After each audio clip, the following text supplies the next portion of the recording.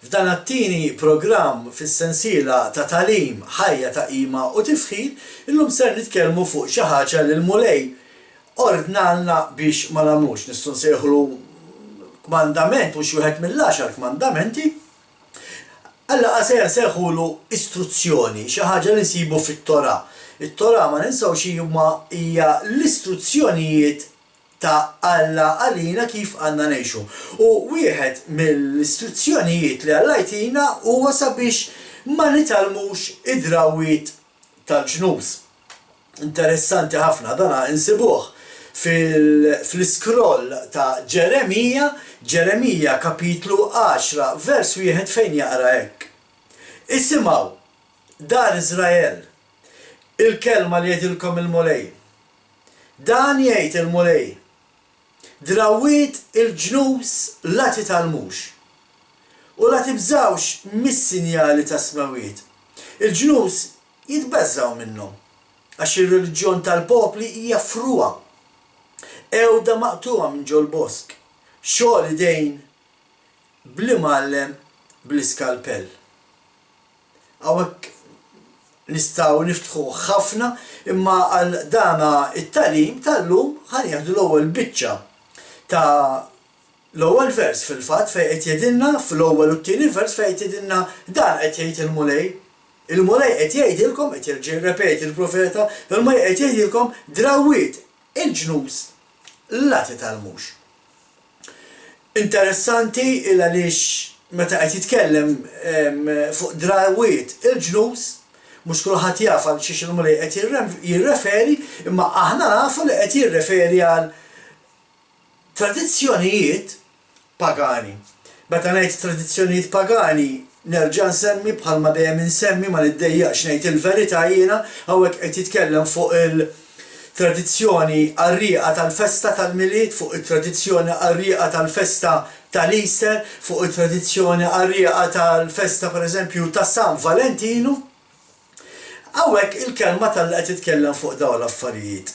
Għal min li jkun jaf xi ġifieri bħalma dejjem ngħidilkom morru fuq il-website tagħna messianicmalta.org u għandna ħafna tagħlim. U idħlu isimgħu pereżempju it-tagħlim ta' kif il-poplu talla illum il-ġurnata fis-snin li qegħdin fihom ħireġ minn dak li huwa eżilju li Alla ferrex il-poplu tiegħu minħabba l-idolatrija.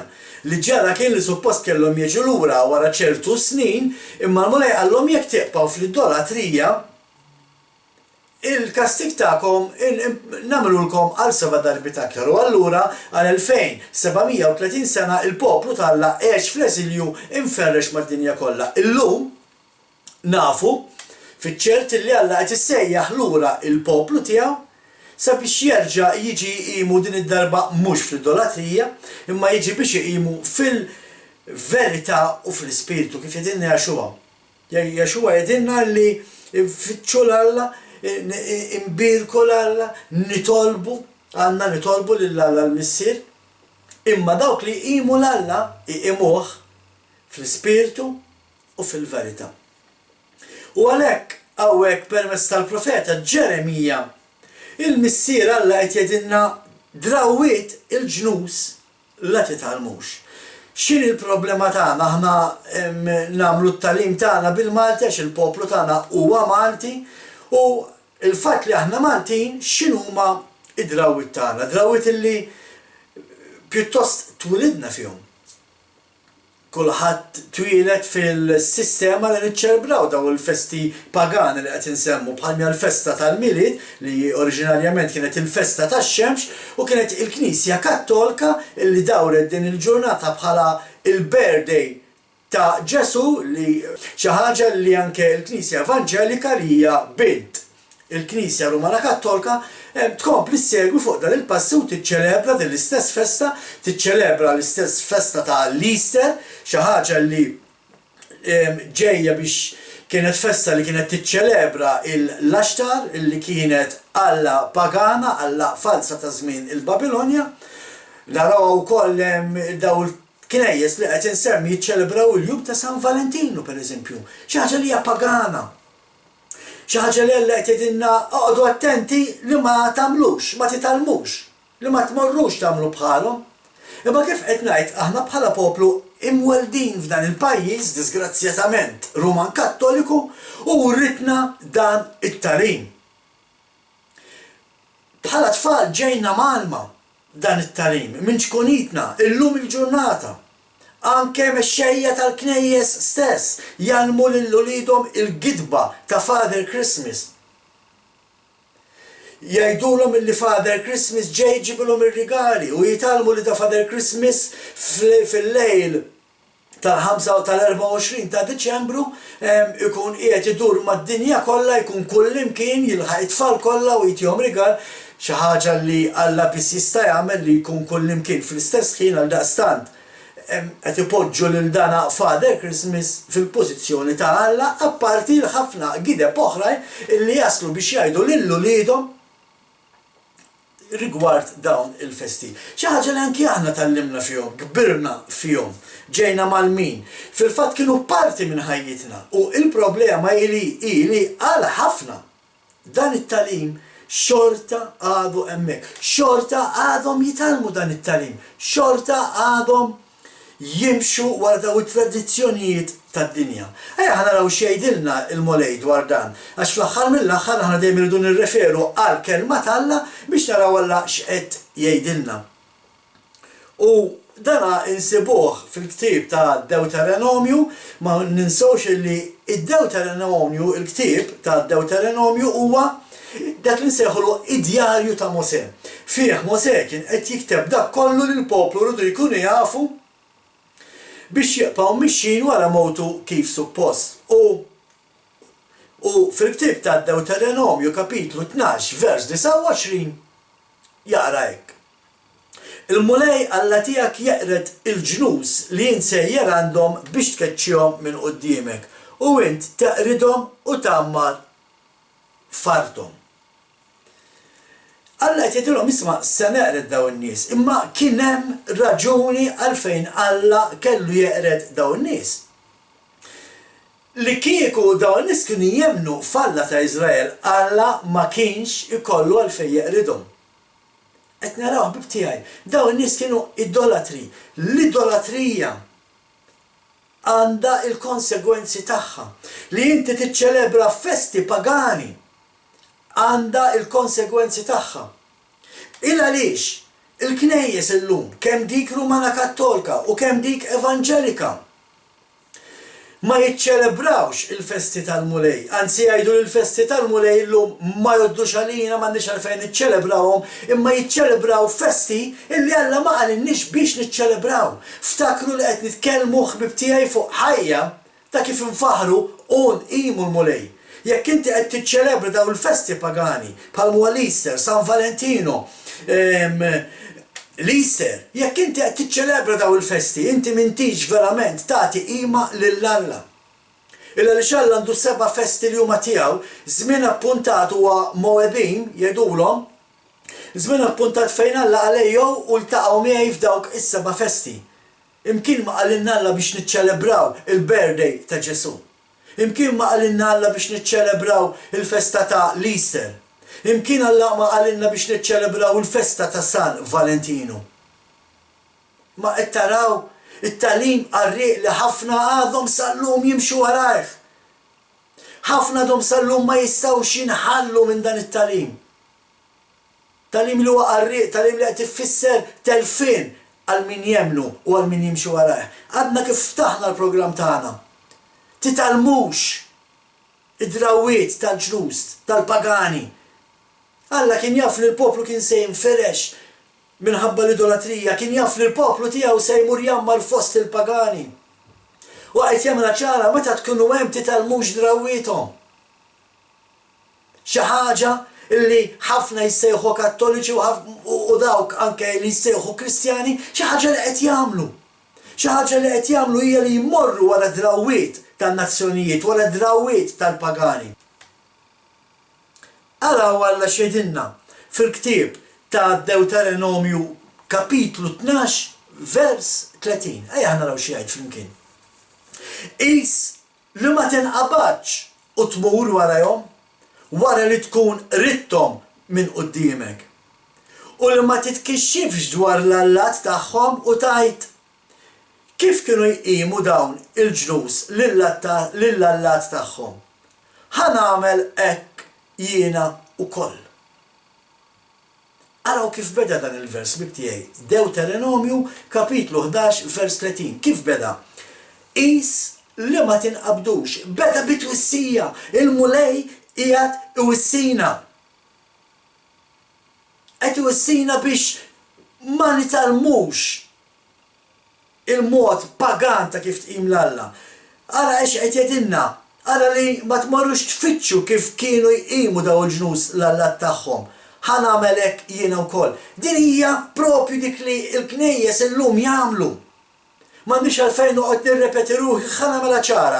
Meta ngħid il-kelma knejjes qed nirreferi kemm għall-Knisja pagana ġejja minn Babilonja Rumana Kattolika li fil-kelma tella tissejjaħ il-prostituti kif ukoll il-knejjes evanġeliċi protestanti li huma uliet il-Knisja Rumana Kattolika u allura f'dan il-każ huma il-prostituti. Meta ngħid il-kelma knejjes dejjem qed nirreferi għalihom biex ma noqgħodx nirrepeti lili nnifsi. Dawk li qed jagħmlu dawn il-knejjes eżatt kif Alla għalilna biex ma nagħmlux. Ejja ħanaraw kif kienu jqimu l-allat tagħhom il-pagani u għal min hu veru interessat, għal min verament irid jistudja, morru aqraw kif kienu jiċċelebraw fi żmien il-Babilonja wara li miet Nimrod u l-mara tiegħu inqabdet tqila u biex ma turix li għamlet żball qalet illi inqabdet tqila minn Nimrod illi kien mejjed, kellha wkoll iben illi ma' żmien iż-żewġitu lil-bena stess, din hija l-istess mara illi fl-istorja nsibuha bħala Ashtar li minnha ġiet il-kelma Easter li niċċelebraw ħafna knejjes jiċċelebraw bħala il-festa tal-Easter. Imma ma ninsewx ukoll illi il-mewt tan Nimrod kienet tiċċelebra billi tagħmel siġra taħta kienu jpoġġu r-rigali u dina kienet tajt illi kien jiġi Nimrod u jieħu daw ir-rigali. Minn hemmhekk ġejja it-tradizzjoni tal-Christmas tree. Dik il-ħaġa li Alla għalilna biex ma nagħmlux. Tistaqsux, tfittxux kif kienu jqimu lill-allat tagħhom. L-istess qed jagħmlu dawn il-knejjes. Qed jaraw kif kienu jqimu l-Alla dak iż-żmien u qed jagħmlu l-istess bħalhom. Bil-kontrarju ta' x'qalilna Alla il-Missier. L-istess bħalma nagħmlu fl-Easter fl-aħħar mill-aħħar, issib knejjes evanġeliċi jbiegħu il-figolli. Fl-Easter, meta Alla stess għalilna tmorrux wara daw it-toroq tal-pagani. Tagħmlux bħalma kienu jagħmlu huma għal min jistudja verament il-Bibja nafu li hemm l-istorja tan-nies li kienu jadulaw il-Ashtar u li kienu jseħħula ir-Reġina tas-Sema minn hemmhekk ġabu ir-Reġina tas-Sema ir-Rumani Kattoliċi. U li kienu jagħmluha il-kejkijiet, kienu jagħmlu kejkijiet speċjali f'dik il-festa biex jiċċelebraw ir-Reġina tas-Sema li kienet Ashtar il-mara ta' Nimrod li ma' żmien saret Easter. L-istess jagħmlu fil-knejjes illum. Propju bil-maqlub ta' dak li Alla qed jgħidilna da mhux mod li tqimuni bih. Ftakru x'inhu s-suġġett ta' din is-sensiela ħbib tiegħi. Kif ser nagħmlu biex inqimu l-Alla il-Missier? Kif allura għandna nagħtu l-qima tagħna lill-Alla l-Missier? Irridu naraw kif Alla ordnanna inqimuh. U aħna għandna nqimuh skont kif għalilna u fil-kelma tiegħu, fit-Torah, fl-istruzzjonijiet tiegħu. Ma ninsewx, it-Torah dik illi ħafna jgħidulna x'intom it-Torah tiela u t-Torah nieżla. It-Torah l-istruzzjonijiet tagħha huma l-bażi, il-pedament tal-iskrittura kollha. Ma tistax inti taqra it-Testament il-ġdid jekk inti m'għandekx idea ma tafx xi tajt it-Torah li nsibu fit-Testament l-Antik. Ejja naraw aktar xejdilna Alla fil-ktib tad-Deuteronomju kapitlu 12 issa ħammorru vers 31. Tagħmilx hekk lill-mulej Alla tiegħek għaliex kull ma jistkerraħ joħbot il-mulej huma jagħmlu. lill-allat tagħhom u saħansitra ħarqu bin-nar lis-subien u l-bniet tagħhom lill-allat tagħhom. X'qed naraw? Kull ħaġa li Alla jobod kienu qed jagħmlu. Meta daw il-knejjes li qed insemmu qed jikkupjaw x'kienu jagħmlu daw in-nies, x'qed jagħmlu? Kull ħaġa li Alla jobod. Kull ħaġa li Alla jobod qed naraw ssir kemm fil-Knisja Kattolika u kemm fil-Knisja Evanġelika Protestanta Karizmatika sejħilha li trid. Bir-rispett kollu, mingħajr biża' ta' xejn, ngħidu dan ma niddejjaqx ngħidu għaliex din hija l-verità. Dan huwa xogħolna aħna. Għalhekk aħna qegħdin f'din id-dinja, għalhekk aħna d-dawl tad-dinja biex iwasslu l-verità. U din hija l-verità. Dak kollu li qed jagħmlu meta qed jiċċelebraw daw il-festi pagani, qed jagħmlu dak kollu li Alla jobod. Kien jobodhom dak iż-żmien u għadu jobodhom illum. Għaliex? Għax Alla ma jinbidilx. Morru raw xi tgħid il-kelma f'Malakija kapitlu 3 vers 6. Għax jien il-mulej ma tbiddilx. U qas illum ma nbidel il-mulej. Dak li kien jobod dak iż-żmien għadu jobodu illum. Daw il-ħafna festi pagani li ħafna qed jiċċelebraw, Alla kien jobodhom, għadu jobodhom u jibqa' jobodhom. Biex ma noqgħodx nerġa' nidħol fis-suġġett li mhux talli jiċċelebraw daw il-festi il-festi tal-mulej jgħidu li m'għadhomx jgħoddu dawk m'għandniex għalfejn niċċelebrawhom il-festi tal-Knisja tagħna niċċelebraw. Għax fil-festi tal-mulej m'hemm imkien miktub biex noqgħdu nagħmlu l-Christmas log u hemm imkien miktub li rridu nagħmlu cake u hemm imkien miktub li rridu nagħmlu l-figolli, allura dawk ma niċċelebrawhomx. Imma dak li kien jobod Alla meta tal-liġi tiegħu minn fuq il-Muntanja Sinaj huwa dak li l-mulej qiegħed jobod anke illum. Ejja ħankomplu. Il-ktieb ta' Deuteronomju kapitlu 18 vers 9. Ħa naraw il-mulej x'qed jgħidhawn. Meta inti tidħol fl-art li l-mulej Alla tiegħek se jagħtik, titallimx timxi fuq id-drawwiet koroħ ta' daw il-ġnus. Bis-serjetà ħbib tiegħi minn qalbi ngħidilkom għax verament inħobbkom. Issimgħu x'qed jgħid il-mulej. Insew dak li tallimtu, insew dak li trabbejtu fih, huwa ħażin huwa pagan. Insew anke dak li qed titallmu illum bħala tagħlim qarrieq. Fittex fuq dal qed ngħidulkom aħna. U ddeċidu intom x'inhi l-verità. Vers 10. M'għandu jkun hemm ħadd f'nofskom li jgħaddi minna lill-ibni jew il-bintu lanqas jaħbel min jitkixxef il-ġejjieni, min jagħmel il-mamul u sħarijiet, min isejjaħ l-arwieħ, min jobsor u min jistħarreġ il-mejtin. Għax mistkerraħ quddiem il-mulej kull min jagħmel dawn il-ħwejjeġ. U minħabba dawn id-drawwiet koroħ il-mulej Alla tiegħek se jkeċċihom minn quddiemek. Vers 13, dan l-importanti, dan il-vers fl-aħħar mill-aħħar.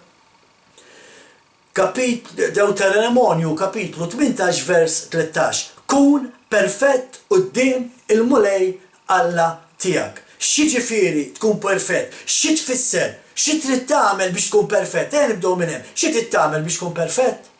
Timxi wara l-istruzzjonijiet ta' Alla.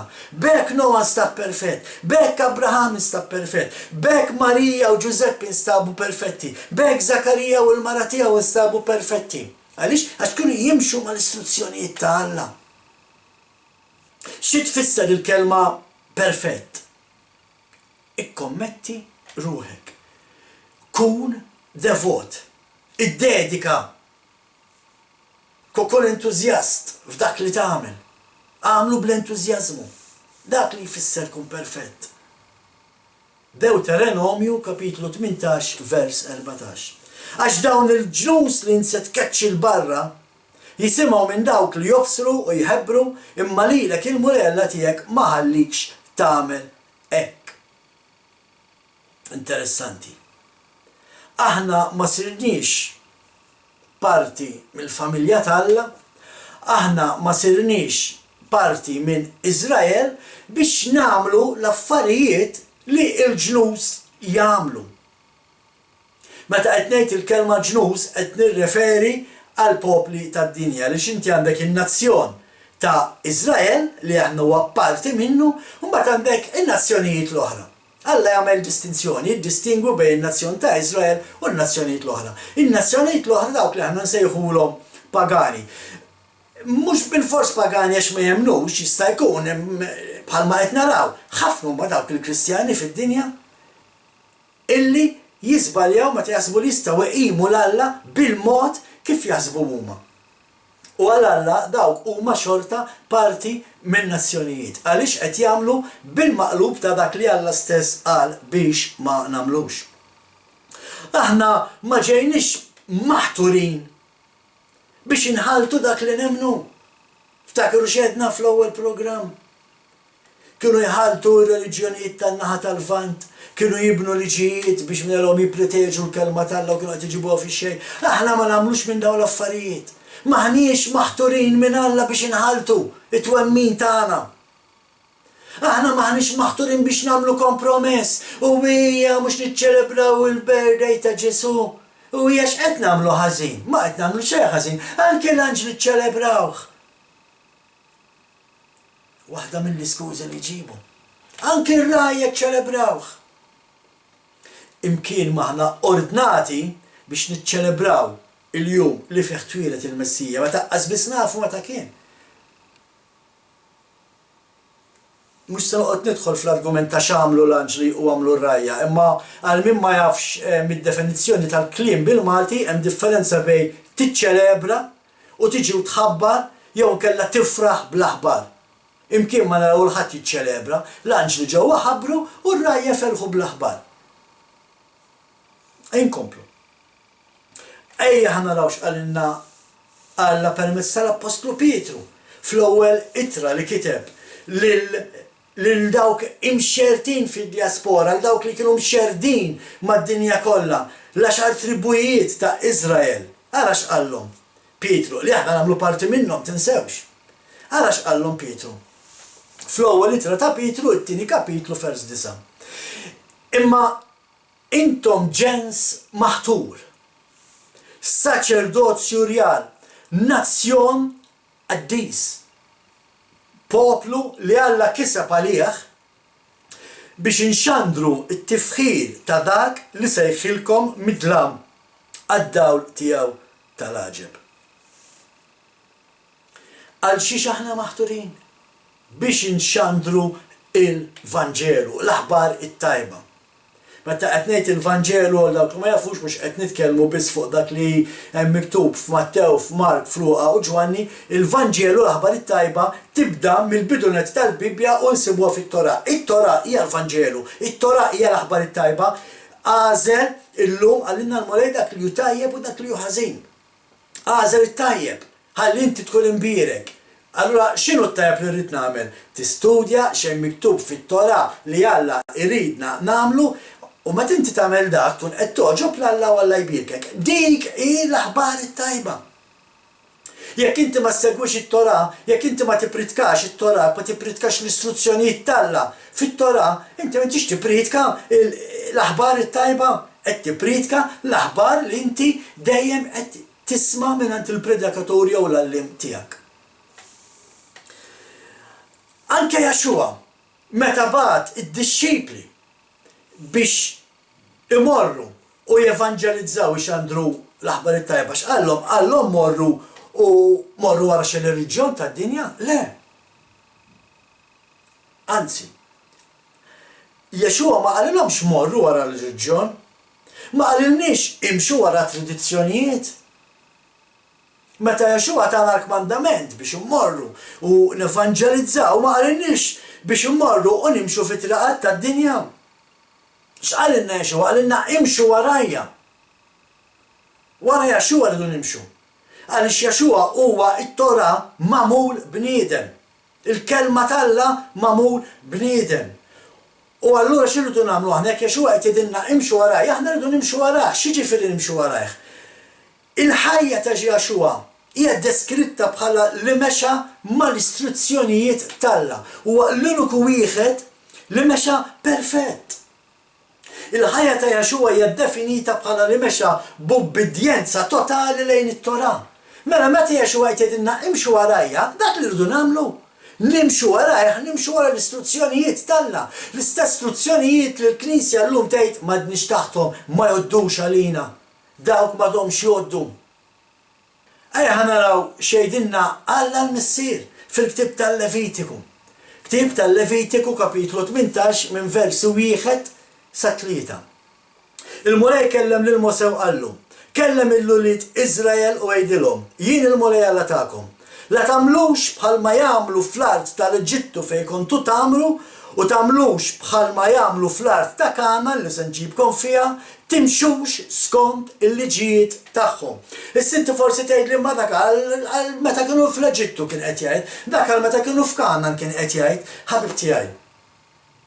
Jekk inti għadek tiċċelebru daw il-festi pagani, inti għadek qed tgħix fl-Eġittu u għadek qed tgħix ġo Kanaan.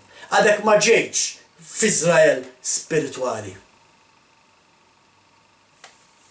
Naf, mhux qed noġob il-ħafna, imma il-verità tweġġa' u l-verità toffendi. Imma aħna mhux qegħdinaw biex noġbu lil xi bniedem bħalma jgħid l-Apostlu Pawlu, aħna qegħdinaw biex noġbu lil Alla, nagħmlu x-xogħol ta' Alla. U x-xogħol ta' Alla huwa li npritkaw xemm fil-kelma u mhux it-tradizzjonijiet tal-knejjes moderni tal-lum.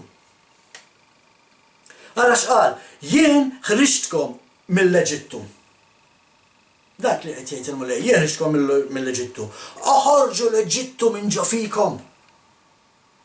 Alla ħariġna mill-Eġittu. Issa inti titneħħi l-Eġittu minn ġewwa qalbek. L-istess bħalma qal il-Abram, bħalma għamel ma' Abram. Il-Abram ħarġu mill-Babilonja. X'għamel Abram? Ħalla l-Babilonja warajh. U hekk irridu nagħmlu aħna. Oħorġu minna ħbib tiegħi, hekk jgħidilna Alla. Dak huwa programm ieħor f'din is-sensiela. Oħorġu minna uliedi. Tiqpawx dik il-Babilonja, tiqpawx dak it-talim qarrieq, tiqpawx tqimu l-Alla kif taħsbu intom li huwa tajjeb. Alla għandu 7 festi għalinna bdaw tidu tqimuni u mhux bil-festi li ħoloq il-bniedem. Alla dawk ma jfissru xejn. Meta verament inti tiġi separata l-Alla ma teqpax tagħmel parti minn xi tip ta' reliġjon. Sakemm inti għadek qed timxi wara dal-affarijiet, sakemm inti għadek qed tiċċelebra dal-affarijiet, iva ħbib tiegħi, inti għadek qed timxi wara reliġjon. U nfakkarkom li għax huwa ma ġiex biex joħloq xi reliġjon. Meta qalilna imxu warajja, ma qalx isma' imxu wara it-twemmin tal-Knisja Rumana Kattolika ta' jew imxu wara twemmin tal-Knisja Evanġelika. Le, Jexua qal imxu warajja. U fil-każ tagħna allura biex nimxu wara Jexua, fil-każ tagħna biex nimxu wara Jexua rridu noħorġu minn dana it-talim qarrieq tal-Knisja Kattolika u tal-Knisja Evanġelika. Għaliex għax aħna jekk verament nemmnu li ġejna separati biex nimxu fit-triqatu, l-istess triq li fiha mexa Jexua. Dan huwa talim li aħna nagħmlu kull nhar ta' Sibt, aħna għalmenu interessati ġi jisma' it-talim vera, jisma' il-verità kif inhi miktuba, mhux kif naħseb jien, mhux kif għallimni xi ħadd mill-Amerika, jew xi ħadd mill-Ewropa, jew xi ħadd minn Ruma. Xi tajt il-kelma t'Alla. Għal min interessatu jrid jiġi jisma' aħna niltaqgħu fil-lukanda Towpath San Pawl il-Baħar kull nhar ta' Sibt fl-10 ta' filgħodu ġewwa l-Aqua Marine Hall. Ejja ħankomplu. Levitiku kapitlu 18 versi 4 u 5 huwa fejn insibu il-kmandament ta' x'għandna nagħmlu biex inqimu l-mulej kif suppost. Ejja ħanaraw xejn. Levitiku 18 versi 4 u 5. Għamlu skont id-digriti tiegħi u ħarsu l-liġijiet tiegħi u imxu fuqhom. Hawnhekk Alla qed jitkellem fuq l-istess liġijiet li l-Knisja llum tgħid m'għadhomx jgħoddu. Minu l-kiddib? Il-min ħatemnu? Il-kelma t'Alla jew il-Knisja li inti tattendi? Erġa' waqrawh, vers 4. Għamlu skont id-digriti tiegħi u ħarsu l-liġijiet tiegħi u mxu fuqhom. Jien il-mulej Alla tagħkom. Ħarsu l-liġijiet u d-digriti tiegħi, il-bniedem li għamilhom ikollu il-ħajja bihom. Jien u l-mulej. Illa lix qed jgħid hekk il-mulej, illa lix ħafna fil-Knisja llum jgħalmu bħalma fil-fatt hekk hu miktub illi anke min jagħmel l-istatwi min jagħmel l-idoli isir l-istess bħal dawk l-istatwi. Spiritwalment jiġifieri mejjed għax statwa tal-injam, statwa tal-ġebel hija statwa mejta la tisma' la tara, la titkellem, la tiċċaqlaq. U min jagħmilhom daw isir bħalhom spiritwalment mejjed. U għandhom raġun jgħalmu hekk il-knejjes. Li ma jgħalmux il-knejjes huwa li anke min jiċċelebra daw il-festi pagani spiritwalment huwa mejjed.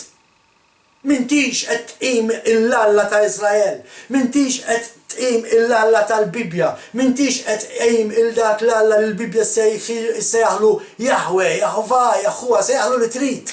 M'intix qiegħed tqim lil dak. Rajna x'għandhom xi jgħidu l-profeti ħbib tiegħi, rajna x'għandu xi jgħid anke it-Testament l-Antik. Tasbu intom li hemm xi differenza f'dak li Alla qed jgħid fit-Testament l-Antik għat-Testament il-ġdid? Le.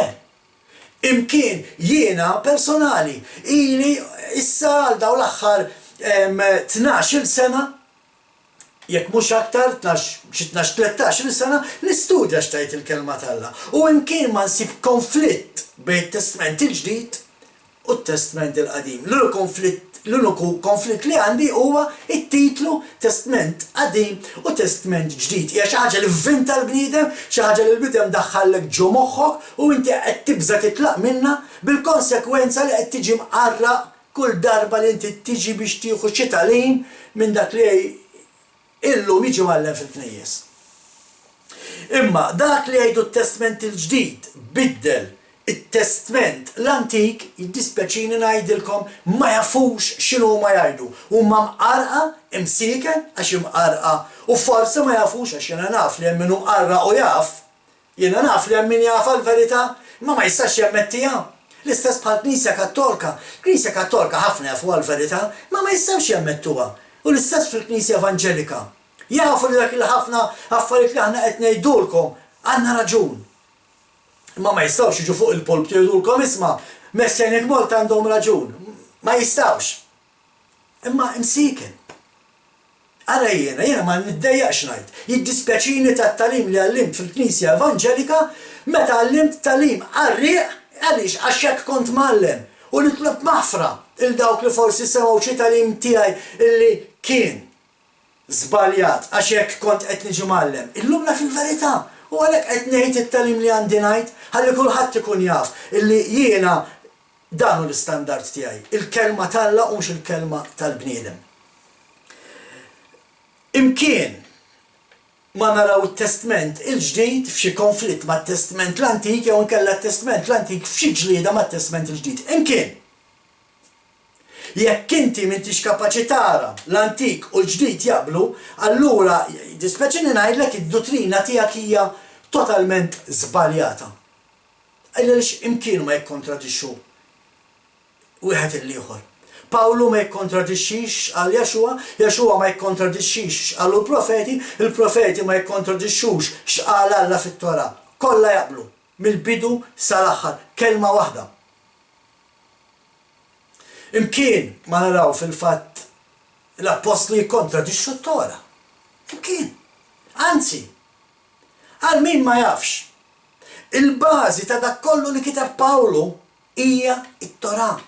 L-awtorità tiegħu fil-kitbiet tiegħu ġejja kollha mit-Torah. Illa x'qed insemmi l-Pawlu. Illa ħafna għandhom it-tendenza jaqbżu x'qal Jaxua u jikkwotawx x'qal Pawlu bħal dak li qawlu Pawlu għal xi ħaġa kontra dak li qal Jaxua.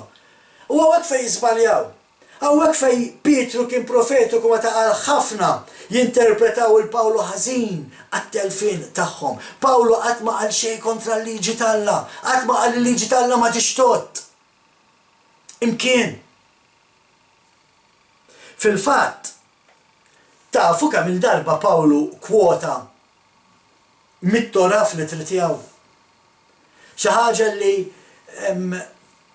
jew ħafna predikaturi ma jafuhiex jew inkella jekk jafuha mhumiex lesti jiġu fuq il-pulptu jammettu dan li ħanidilkom jien. Ejja ħanaraw kemm il-darba Pawlu kwota mit-Torah fl-itri tiegħu. Fl-itri Fl-ewwel ittra tal-Korintin, Pawlu jikkwota t-Tora 26 darba. Fit-tieni ittra l-Korintin, Pawlu jikkwota il-Tora 18 il-darba. Fl-ittra l-Galatin, Pawlu jikkwota it-Tora 14 il-darba. Fl-ittra l-Efesin, Pawlu jikkwota it-Tora 12 il-darba.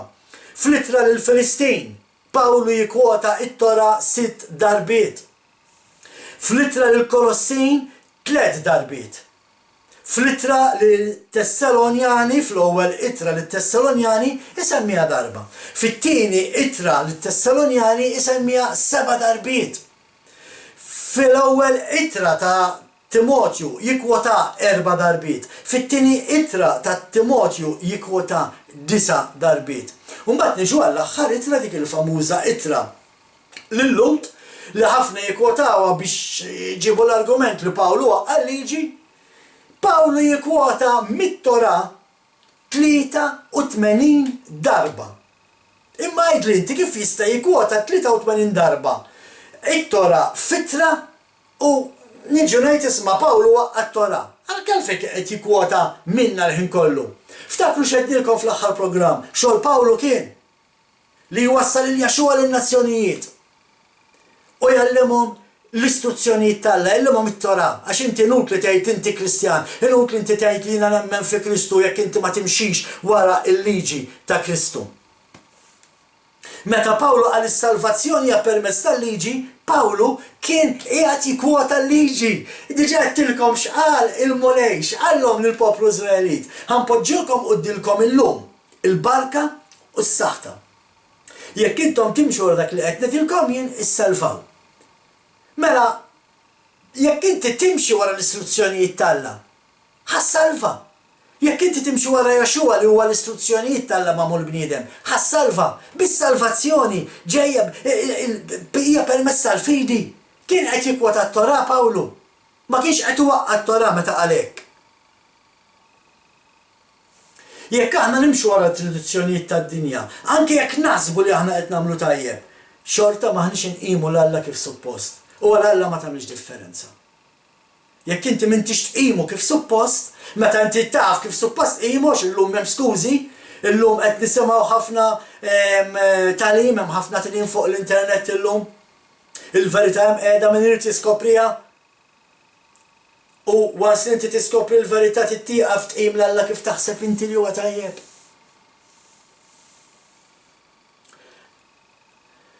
Fil-fatt anke Jaxua ordnanna biex immorru inwasslu l-Vanġelu. Morru pritkaw bxara tajba. Ma qalinniex morru fid-dinja biex tkunu parti minna. Jaxua batna fid-dinja biex inwasslu d-dawl tal-kelma tiegħu tat-Tora lid-dinja, x'id-dinja hija pajjiż mudlam. Id-dinja qiegħda fid-dlam.